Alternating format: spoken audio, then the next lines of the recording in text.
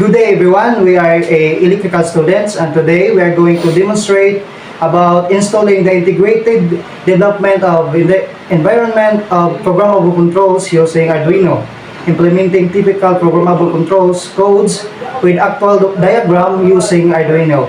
So let's go guys. So the first thing we need to do is to go to the Chrome or the Google app, then search the Autodesk Tinkercad. So the function of programmable controls are used in various fields, from home automation or even in the industrial applications. With Arduino, we can program microcontrollers to control devices like LEDs, motors, and sensors. This technology is widely used in robotics, IoT, and automation system, making everyday tasks easier and more efficient.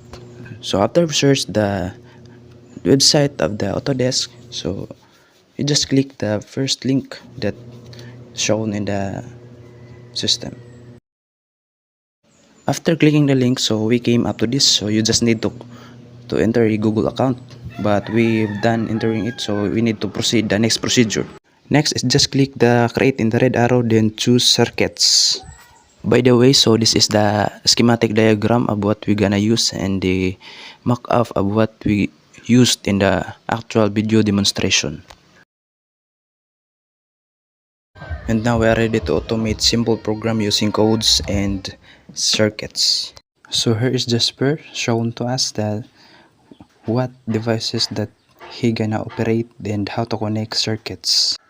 The material and devices he used here is LED, 220 ohms resistor, breadboard, Arduino Uno, black wire for the ground, and the red wire for the supply.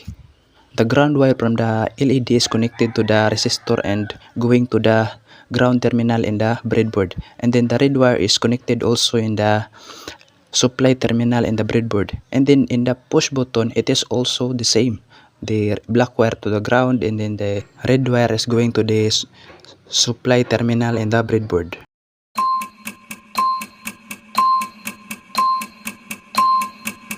Energize with Milo every day and do champ moves like James.